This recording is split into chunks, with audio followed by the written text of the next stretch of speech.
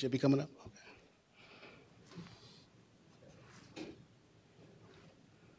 Great. Try it again. Good afternoon. Good afternoon. Great. My name is Antonio Jones. I'm actually a financial management analyst here at DCRI in the finance group.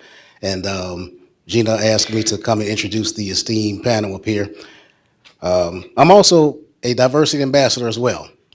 So this is a multitasking thing. So first, welcome you to the DCRI Veterans Day observation, honoring those who served honorably, and talk about their journeys as female veterans.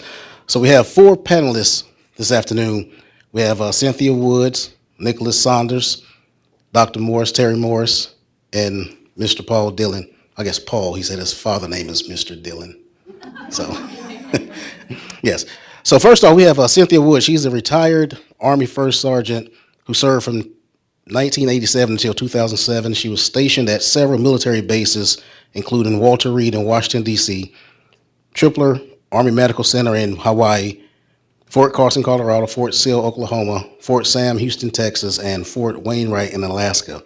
She was a mental health specialist who worked in inpatient and outpatient mental health units, field units, and served as a course instructor at Fort Sam, Houston, Texas. She was also an NCOIC for the mental health clinics in Oklahoma and Alaska. She has a 26-year-old son, 1 dog, 2 cats, and currently works at the Durham VA Medical Center as administrator for mental and behavioral health services line. And welcome, Ms. Cynthia Woods.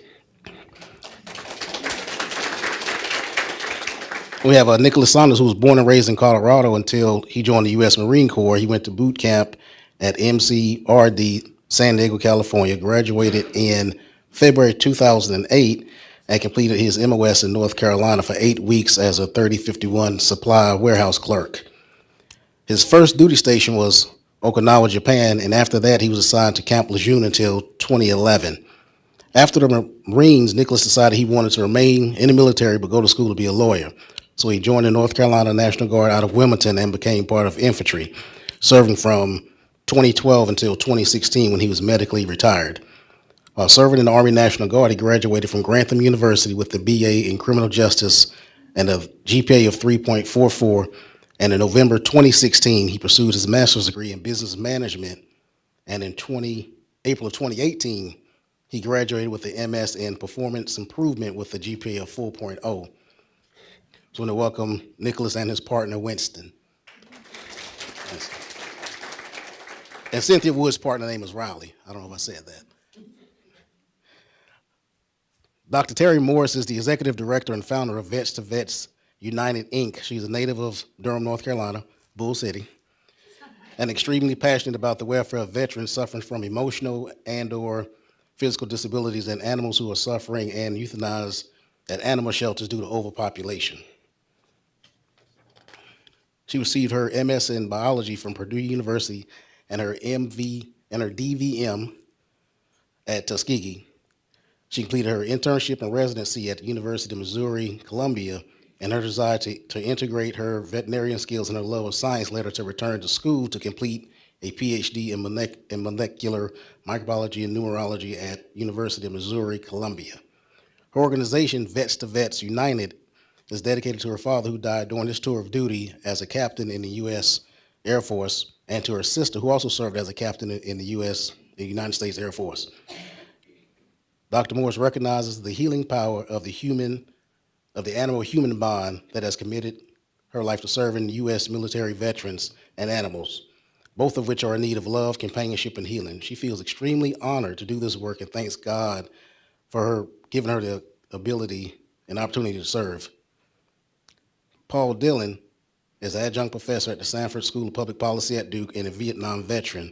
He's a certified management consultant with more than 42 years of experience in the professional service industry and president and CEO of Dillon Consulting Services, the United States Department of Veteran Affairs certified service-disabled veteran-owned small business based in Durham and in Chicago, Illinois. He is the creator of the veteran startup incubator called Bunker Labs in Chicago, as well as the creator of the concept for a veteran entrepreneur support organization in North Carolina called VetStart, which was recently rebranded as Bunker RDU. He created and will teach a course on veterans issues entitled Special Topics in Management, Public Policy, and Veterans, Policy Challenges and Best Practices at Sanford during the spring 2019 semester. He represents the nation's veterans community on the Kennedy Forum on Mental Health and is a member of the Leadership Council of the Kennedy Forum, Illinois. He is a U.S. Army veteran who served in Vietnam as a first lieutenant and was awarded 2 Bronze Stars. His articles and quotes on veterans issues has appeared in numerous publications from Forbes, Huffington Post, Chicago Tribune, and many more. He's a much sought-after commentator on the national veterans issues on numerous radio programs and podcasts, including the recent appearance on CBS Radio's Eyes on Veterans program. He holds a degree from John Cornell University and an MS in Education from Northern Illinois University. I'm going to welcome the panelists again.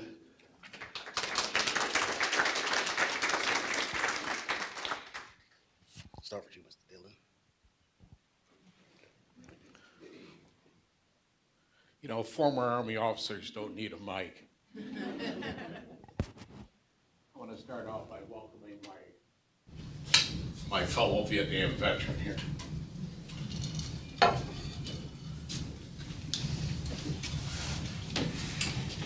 Thank you. Welcome home, sir.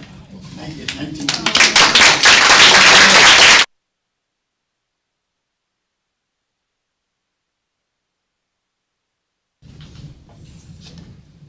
Gina and Terry asked if we start out by telling a story about what it was like to serve, and particularly back then.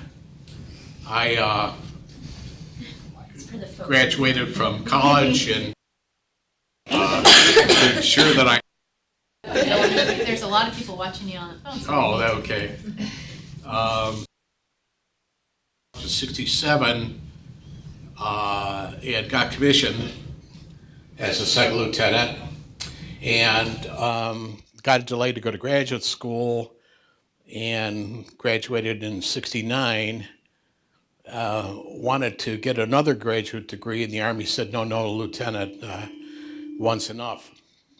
So I went into the service, entered federal service from Illinois in April of 69, and served the first year down at Fort Rucker in southern Alabama, where I taught instructor pilots how to teach pilots how to fly. It was a method of instructions course. It did some research down there on what's now known as ergonomics.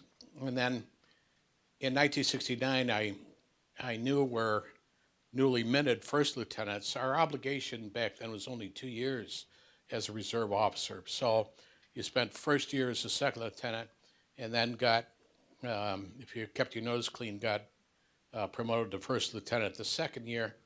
And I knew where everybody was going in the second year, and it sure in hell wasn't Germany in 1969. So I went to the air traffic control school down in Fort Rucker and wound up managing all the Army air traffic control throughout Vietnam, and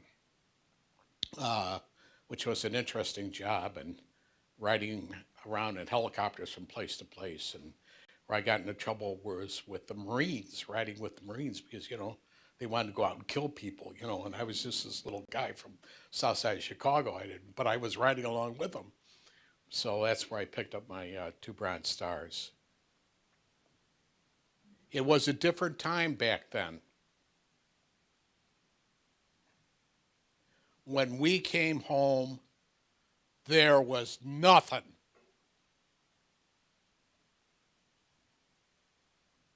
There was nothing.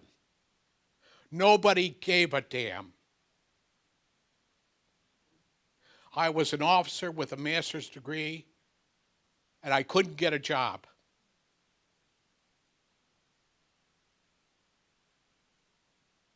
I bought a home in 76. Nobody would make a VA mortgage, too complicated.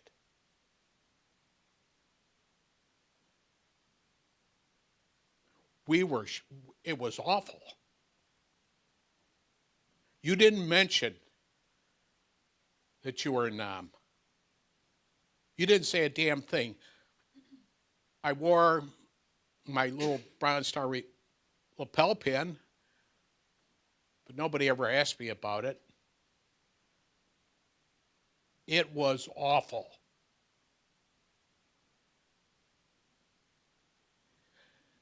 And I didn't really feel it turned around, at least for me, in Chicago. And I'm from Chicago. I moved down here 5 years ago. The grandchildren are down here. So, and I love, it's a beautiful state. How could you not like North Carolina, you know? The Q's better here too. So, very good. So, it didn't turn around for me until 1986. And in Chicago, there was a Vietnam Veterans Welcome Home Parade. It was in June or July of '86. And I didn't really pay too much attention to it. But I got on the train. That's how you lived in the suburbs, you worked in the city, you got on the commuter train, for those of you who know Chicago. And, well, there's a lot of people coming down today, and I didn't think anything of it. I was working at Price Waterhouse then, big blue stocking accounting firm. Now it's Price Waterhouse Coopers. And went to work and had a suit on. And about 11 o'clock, my phone rings. And it's a friend who was a senior reporter for the Chicago Tribune. And he had been, he had got drafted during the Vietnam War and served in Vietnam the same time I did. And he wrote stories for Stars and Stripes, if you remember Stars and Stripes. And Gary calls me and says to me, whatever you're doing, stop it. Go over to LaSalle Street right now. I said, what's right? Just put down the phone and go over to LaSalle Street. And for those of you who know Chicago, LaSalle Street's the financial district.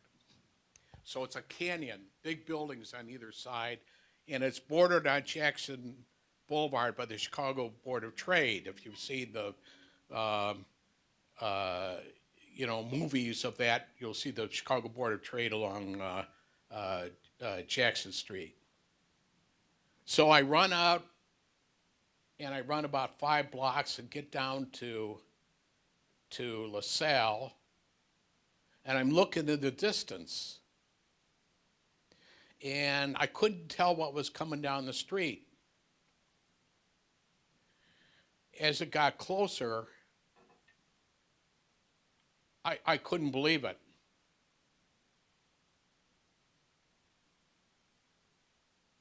What started that parade were hundreds and hundreds of our fellow veterans in wheelchairs. That's why I couldn't see them coming down the street. Hundreds of wheelchairs, led by General Westmoreland. And then a whole phalanx of troops coming down after them, yelling, and it reverberated throughout those buildings. It's about time. It's about time. And I was shocked. I couldn't believe it. I was just shocked. We all started crying and hugging each other. I didn't really feel it had turned around. The attitude of the country had turned around until then.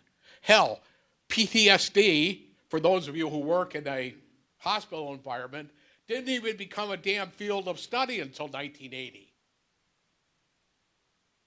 If you look at the statistics on veteran suicide, and I don't mean to talk about it lightly, because even one suicide in the civilian or military is awful. But if you look at the statistics on veteran suicide, more than 60% is my age group, 55 years and older.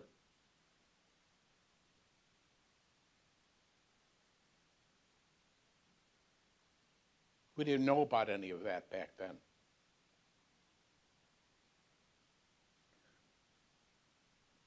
Thank God, now the country has been able to separate the warrior from the war, so that no matter what you think about what's going on over in Iraq and Afghanistan or where else, you've been able to separate the warrior from it.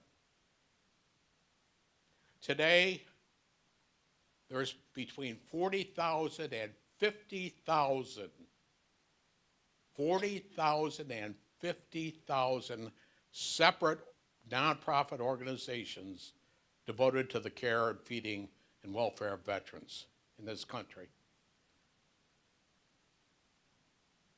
Between 4,000 and 8,000 websites. We've come a long way.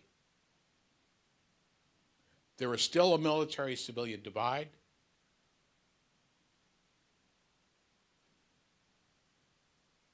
This will be the final story.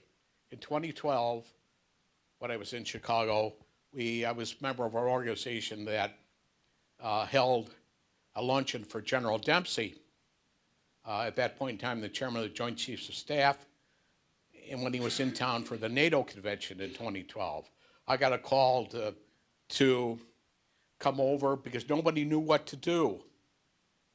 Nobody had ever served. So I told them to find the aide, and the general's aide will tell you what to do. I wound up emceeing that luncheon.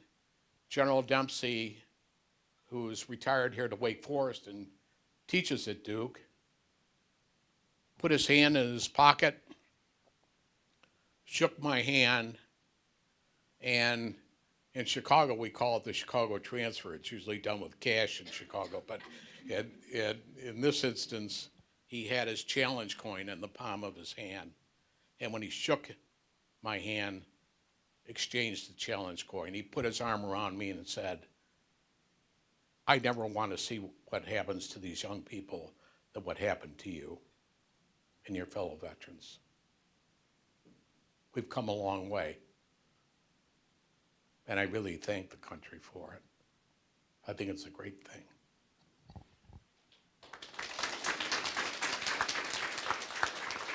Next. I'm next, Riley. Come here. Hey, girl. We're not going anywhere. Hey, Riley. Go sit. You gonna sit next to him? Get down. Down. You gonna stay? Okay. Hi, good afternoon. I'm Cindy Woods. As the bio said, I've traveled a lot. I was in the military as Army, enlisted for 20 years. And I'm from Pittsburgh. I live here now, but if she gets a Durham, I get a Pittsburgh. So I actually work at the Durham VA also, across the street. And I left the military from Alaska. And as I was driving down, I was supposed to go to Oklahoma. My husband at the time, we were going through some trials and tribulations, and we separated.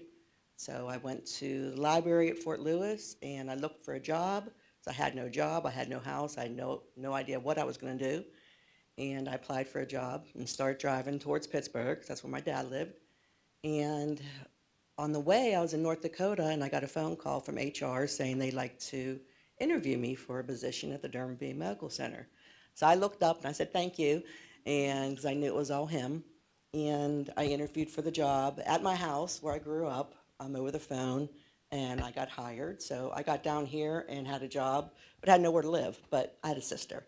I have a sister. So I stayed with her. She lives right down in Hillendale for a couple of weeks, bought a house. And that all sounds great, right? But leaving the military after 20 years and coming into the civilian sector and trying to learn the new ways of being, leading, following was so hard. I mean, it was so hard. The transition between military life and civilian life for a soldier, it doesn't matter if they're in for 1, 2, 20. It just doesn't matter. It's a totally different life. And it was really hard. It took a lot longer than I thought. I said, oh, I'm fine. There's nothing wrong with me. It's just going to take time. But it does. It takes a lot of time. So through help, through God, church, counselors, I was all right. And so I was all right. I also during the military, being a female in the military had its challenges, especially when I came into leadership positions. I was promoted to E5 in 5 years, E6 in 6, and E7 in 10. So I was fast tracking. I was doing what I was supposed to do so I can get promoted. And it's just hard when you have the old army where it's a man's army, it's a man's world. But that's changed a lot now. But I lived through all that, and that was hard. I remember I was at Fort Knox, Kentucky, for a leadership school, and it's all tankers down there. And I mean, I had to walk out of class one day because this other soldiers just arguing with me, and the instructor just kept on letting it go, and I couldn't understand why he did that. And he said he was testing me, so just to see how I handle myself. But I really don't think he was concerned. I think he thought it was okay. So it was just challenging being a female in the military. But on the other hand, very proud to be a female in the military because I made it. I did it. I conquered, and I'm here now. So my family is very proud of me. I'm proud of me. My son's proud. And I really enjoyed it. I would say I could be a poster child for the military, all the places I was at. But Oklahoma was probably my what do they call it, when you get extra pay for being at a bad duty station. I should have been paid extra to be there. But but I made it through there. And then on the way out, like I said, I got hired at the Durham VA Medical Center. When I was in the military, I was a mental health specialist. And as I got rank, I became the NCOIC. I became like the manager in charge of the section. And then when I came here, it was a brand new position because the administrative officer was supervising all the MSAs, people at the front desk. And mental health was just getting too big here in Durham. And so they made a position for a supervisor. So I went right into that position. That's what I did in the Army. So once again, God was just validating that I was supposed to be here. After a couple of years, I interviewed for the position I'm in now, which is administrative officer for the mental health and behavioral health service line. Some of you here at Duke might know Dr. Weiner. He was the chief of psychiatry over there for years. He's the one that hired me. I worked for him.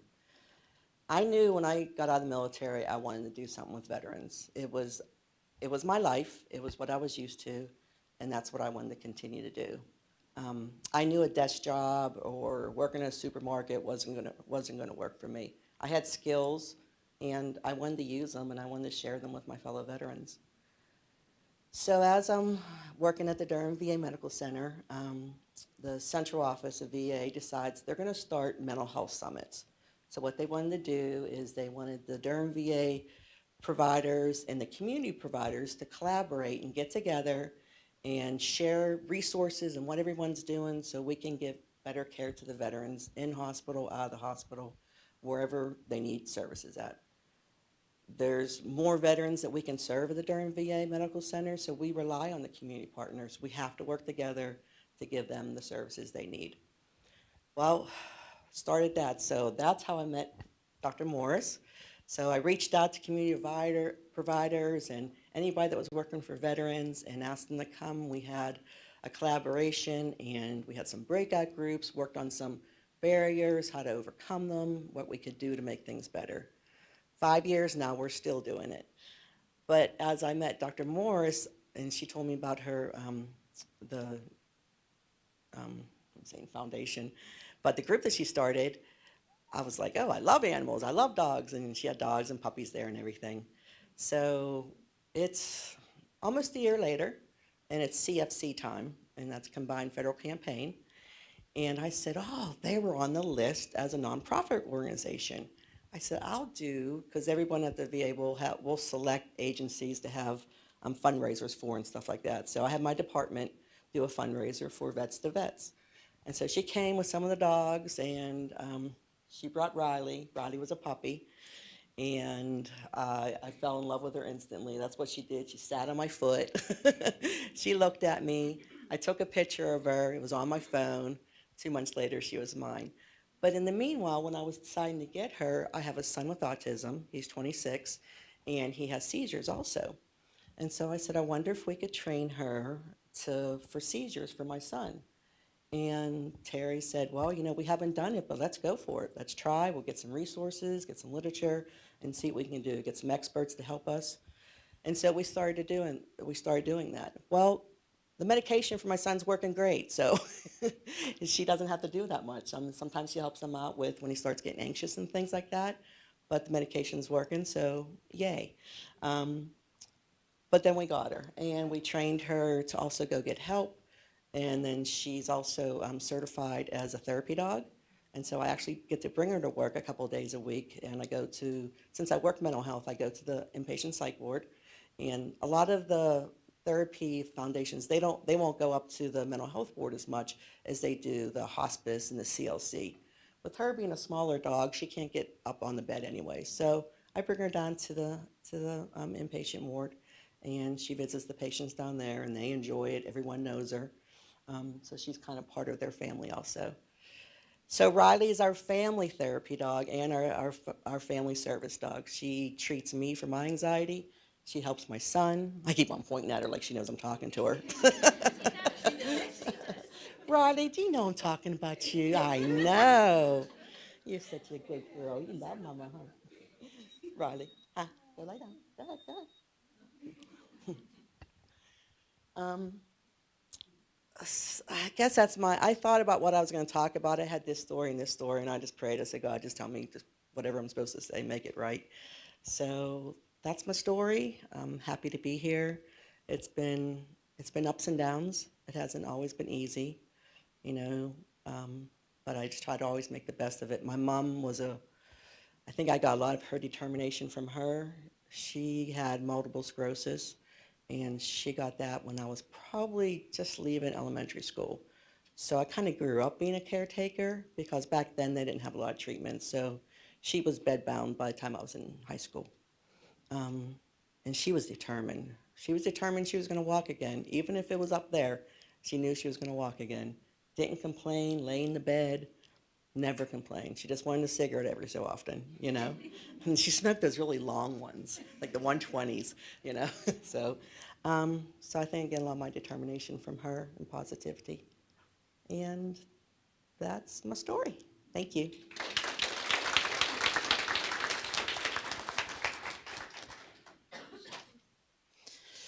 First off, I want to say thank you to all my fellow veterans here, especially the Vietnam veterans. My dad served from 67 to 70, and that's kind of where I got my military drive. I was 8 years old, and I looked at my dad and I said, I'm going to serve in the Marines, and then I'm going to go to the Army. Fast forward 11 years later, I entered Marine Corps boot camp after taking a year off of school. Didn't know what I wanted to do, working dead-end jobs, Burger King, Walmart. Didn't satisfy me. Wasn't what I wanted. So I joined the Marine Corps. And from there, my life had its ups and downs. I lost a bunch of friends in Iraq and Afghanistan. Had to personally take one to his own funeral. And that killed me inside because we grew up 4 days apart, birthday-wise. Went to the same boot camp, and he was my neighbor. I grew up next to him for 20 years. And that really killed me inside. And when I came home, my dad said, this is what I go through. You're going to go through this. You have to find something that's going to help you. Me being 22, I was like, yeah, whatever. You don't know what you're talking about. No parents do. And so I got out. And when I got out of the military, it was hard. I didn't know what I wanted to do. From 2011 to 2016, I held 9 different jobs. PTSD would not allow me to function normally.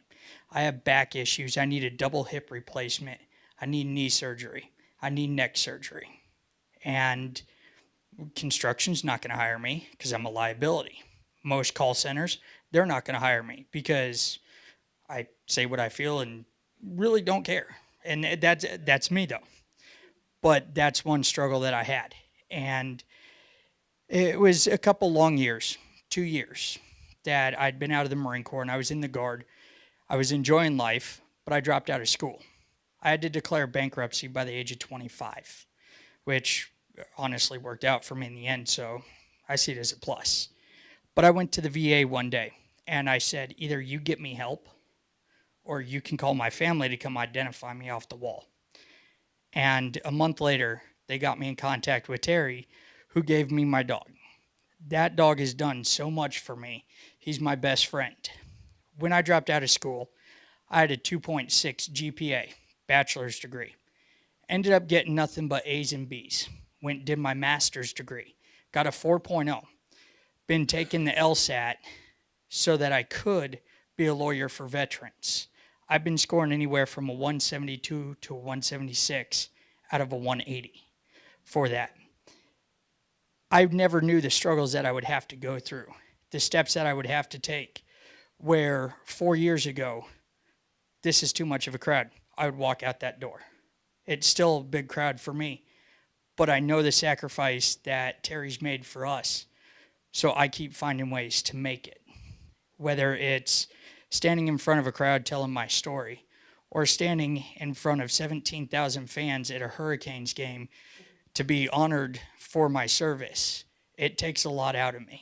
And that's something that the military never prepped me for, was this is your life now. We're not going to tell you how it's going to change. They still don't. And when I got out, it's been having to find ways to deal with all my issues, to ask for help, just for the simple little things. When I throw out my back, I can't move for 3 days. So it's hard to get meds and everything. But Terry helped me with my service dog. He goes and gets my meds so that I can sit there and move from the couch to the bed. And that's about it. He helps me when I need to walk to the fridge to get something to eat when I throw out my back. He sits there and guides me. I can hold on to him. And that's my story, is I went from nothing to I don't know what I want to do in life, to okay, I have a job.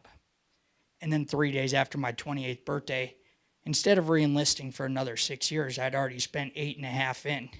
I get told, thanks for your service, have a great day, goodbye. That's how I got to where I am today. No warning, was never told I was on a med board. That killed me inside. But the reason I'm here today is because of Dr. Terry Morse and Winston and our organization. I lost my career that day, but I didn't lose my life. Now I want to be a lawyer for veterans. Well, I can't serve in a uniform. Well, I can put on a suit. When we have veterans who are getting screwed over by car companies, businesses, nobody can find lawyers that are cheap nowadays or people that actually care. That's what I can do. I want to be a consumer lawyer. I'm okay with that life now because of Dr. Terry Morse. My life just keeps getting better and better. Each year there's a new milestone that I've reached. Bachelor's, master's degree. Went to a Hurricanes game, stood in front of 17,000 plus fans for a minute. That really screwed with me. But I'm okay. And it's all thanks to her. And to speak on one thing that this gentleman, Mr. Dillon, has talked about, the suicides, one is too many. The thing is, Dr. Terry Morse prevented one.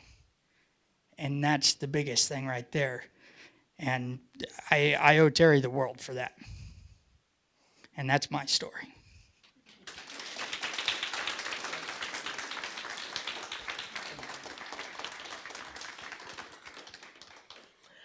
Thank you, too, Cynthia. Riley wanted to come in. Thank you. Thank you, Mr. Dillon. First of all, I'd like to say thank you to all the veterans who are here today, veterans all over the world, for the sacrifice and the service that you have made for me and for everyone else in this country. I am a Gold Star daughter. So my father died when I was 3 years old. My sister was 5, and my brother was 1. He's a Tuskegee pilot. So not an original Tuskegee airman, but he's a Tuskegee pilot, and his plane crashed during the Cuban Missile Crisis. So my mother brought us to Durham, which is where she was from, so she could have support from family and friends with raising 3 young children, 1, 3, and 5 alone. She never remarried, and she is now 83. And I cannot thank her enough for the outstanding job that she did and the sacrifices that she made to raise all three of us into productive citizens. That is huge and very. I have one daughter, and it was hard raising one daughter to have three little ones and raise us. It's amazing, and I can't thank her and God enough. I thank God for protecting us throughout this journey. I've always wondered what it would be like to have a father. Though my mother served as my mother and father, when you're growing up and you're little, you see other families and they have a mother and a father, in school, and you have the father dance and father-daughter dance and all these things going on. And so you always wonder, and even to this day, it affects me as an adult. You always wonder, what would I have been like if my dad had lived? Would I have a different personality? Where would we be now?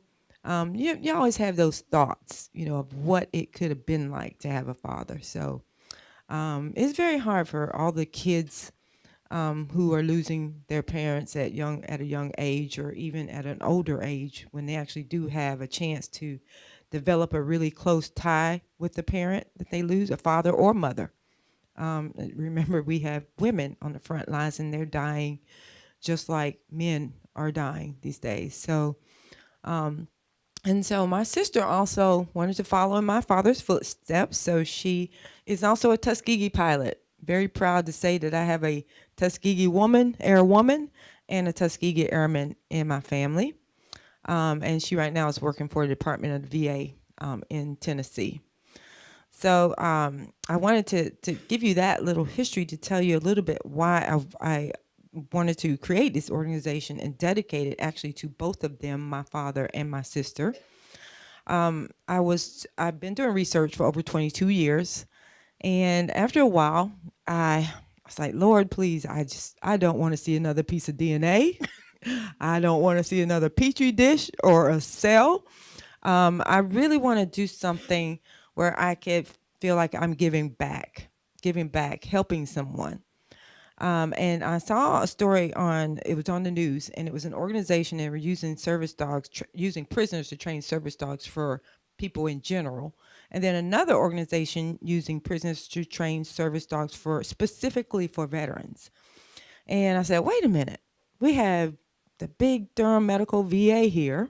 I was like, is there a need here? How many veterans do we have? We have over 700,000 in North Carolina, over 75,000 in the Triangle area, and there was no program specifically designed to help veterans. And then I can also do a little research and see all the testimonies of veterans all over the country saying, this dog saved my life. If I didn't have this dog, I would not be here today. And that was it. I just cried, and I thank God for blessing me with the mission that He's put before me, which is to rescue animals. North Carolina has the highest kill rate in the whole country. So we euthanize more animals here than any other state. And then to use them to use them to partner with people who need help, with veterans, and teach them how to be emotional support companion animals, and also therapy animals, and also service animals. So we actually teach the veterans to train their own service animals. We take them through the therapy part of the program because it's our way to give back to the community. So once they pass their therapy evaluations, we can actually take our animals out into the community and share our blessings at the Durham Medical VA with those patients, and also senior centers, UNC hospitals, facilities that have adults with disabilities. So it's our way of giving back, and also it makes you feel really, really good when you can make someone in need smile. If you can make them happy, that makes you feel wonderful.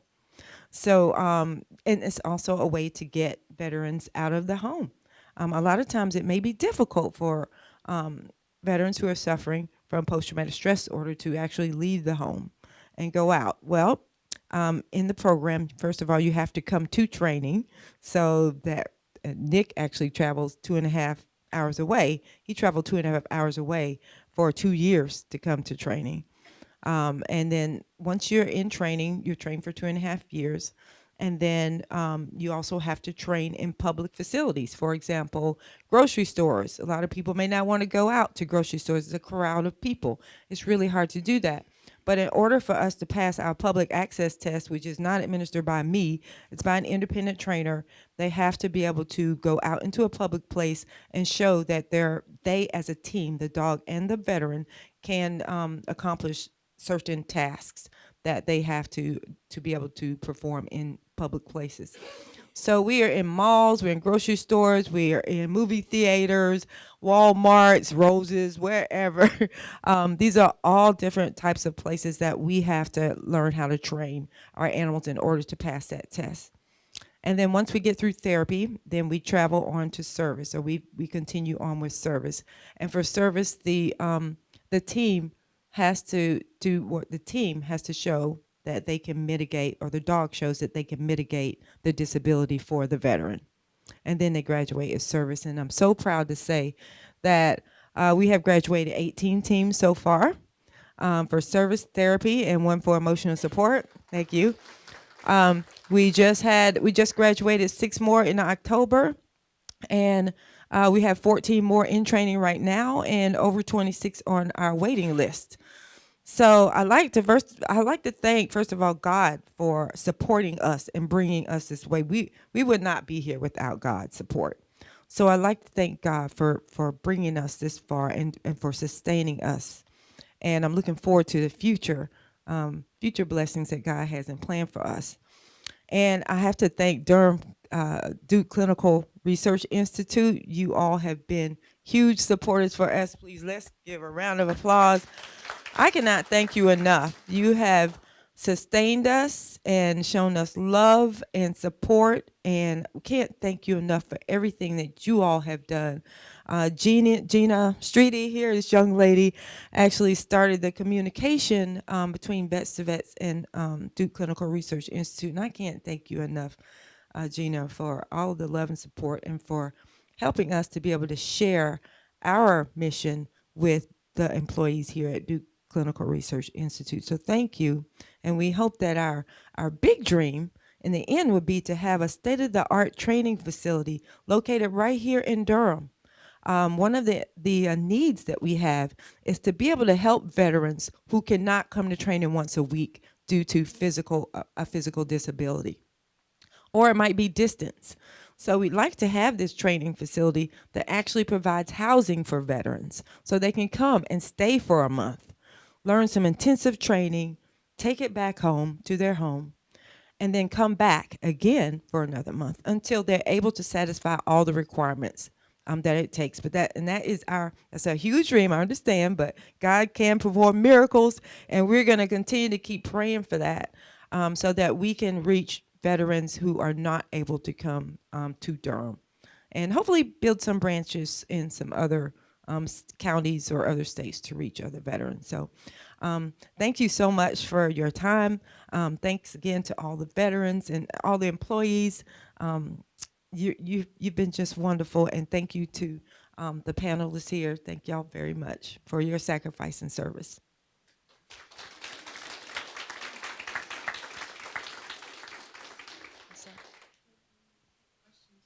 Oh, okay, yes, questions. Anybody have any questions for any of us here?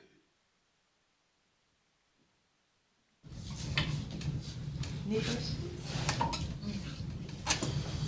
Yes. How much does it take to train one pair? Team? Yeah, one team. Oh, your question was how much does it cost, or how? Period. Oh, okay. Well, as far as dollars are concerned, it's between $10,000 and $50,000 to train one team. It depends on which organization is training this team and whether or not you're buying a dog or rescuing a dog. So some people pay a lot of money in order to buy a purebred dog that they start training from very small on up, and that takes a lot. Since we are rescuing animals, we don't pay a large amount for our dogs. For us, it's between $10,000 and $15,000 to train an animal for about 2 years. The training takes 2 years, approximately. Some people finish a little bit early. We had some graduates that actually finished 6 months prior to graduation. However, we just had to wait on that date so that we could have that celebration. And then we had some people that take a little bit longer, and we don't rush anyone. Everyone finishes at a different pace. Some people can finish, before others. It takes a lot in order to get through the program. You have to take what you're learning in class and take it home and pretty much train 24/7. I mean, not formal training sessions, but say if you're upstairs and your dog's downstairs, call your dog's name, come, that's training. So you can it's kind of interspersed throughout the day, but really it's 24/7 training. And then even after graduation, it's still training for the life of the animal. Training never really ends. So they do put in a lot in order to accomplish that goal. And there are standards that have to be met. They have testing and evaluations quarterly. That was Vets to Vets United. We don't charge, the veterans don't pay anything for the training. There's other organizations that do, but the veterans, our program funds are what supplies the training, helps with the training. So we as veterans, we don't pay for training. We go, Terry trains and she gets other trainers to help us. But we as the veterans, we do not pay, we train, and that's the beauty of our organization. If I may be permitted to put in a shameless plug for my course this spring, it's open to graduate students in other schools other than Sanford. So if you know of those people in law or business or medicine who are interested in veterans, it's Public Policy 830-05, Special Topics in Management, Public Policy and Veterans Policy Challenges and Best Practices. It'll be 7 weeks, half a semester, 1.5 credit hours. And as a part of this course, to successfully complete it, the students will have to do a project that inures to the benefit of a veterans organization or veterans-related organization in the metropolitan area here. So 7 weeks isn't a lot of time, but if you know of a veterans organization, Terry, that's in need of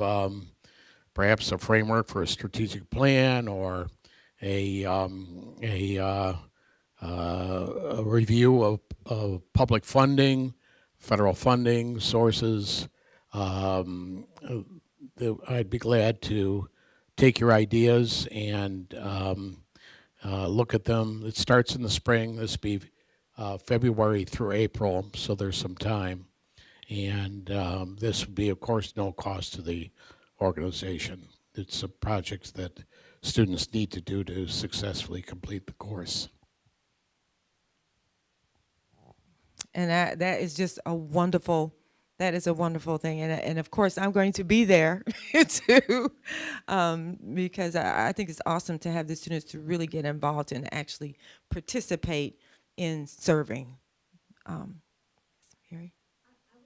Curious about once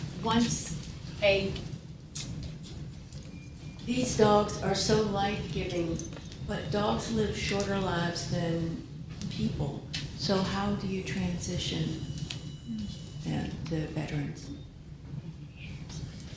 So that is a really hard question because they do live much shorter than people. And when you lose an animal, it's devastating, emotionally.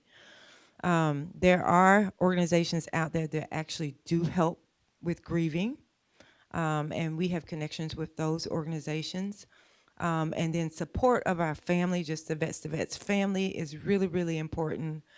If it's time for them to retire, then we'll go ahead and in advance start talking with the person about, go ahead and start seeking another animal. Nick and I actually have already started talking about having another service dog because Winston is how old, 7 now?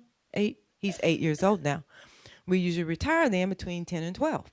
So we've already started talking about what we need to do in order to start thinking about finding another dog for him and, what just letting Winston live the rest of his life without having to work so hard. He's just done an amazing job. Okay. And I also want to mention too that there are volunteers that are also working with us who suffer from emotional issues, and even going out in the crowds in public, places like that. And again, it's a family. It's a family of volunteers, veterans, veterinarians. I can't forget about my fellow veterinarians, because we have 9 veterinarians in the Triangle area who have actually agreed to adopt a team. So they have a team, and for the life of that team, Riley and Cynthia have been adopted. And for the life of Riley, there's no fees when they go into that veterinary clinic. So that's just a blessing. And that was something I thought of. I was like, well, I'm just going to ask my fellow veterinarians if they'll give us a maybe 50% discount. And I was like, no, I'm just going to ask them if they'll just do it free. And then the first veterinarian was St. Francis Animal Hospital. Please go support them. And so I asked her, and I was waiting on the answer. And she was like, yeah, I'll do it. I was like, really? And so I was like, okay, well, I'm just going to ask more. And so, yeah, my fellow veterinarians have stepped forward and adopted teams, but we need more. And other veterinarian hospitals have offered discounts. But veterinary care is huge, is expensive. And a lot of the veterans cannot afford it, really. Just cannot afford it. But that should not be a reason for them not to be able to have a service animal. It should not. I mean, we should find some way to support them so that they can have these animals. Any other questions?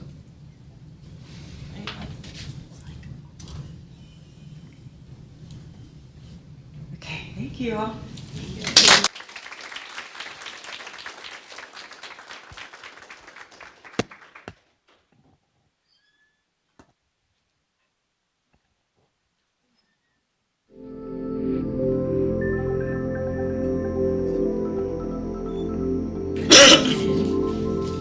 I'm closing it out too, okay? Once again, thank you. So before we go, it's one thing, to hear stories from Vietnam up until having service animals now, but there are so much more that veterans can use. We haven't really talked about veteran housing, right, and other services. So as we close out Veterans Day, always keep in mind that it's because of the service that these gentlemen and ladies provided allows us to sleep peaceful at night. So thank you again for coming out. And if I can end like Russell Simmons, God bless, good night. All right, thank you.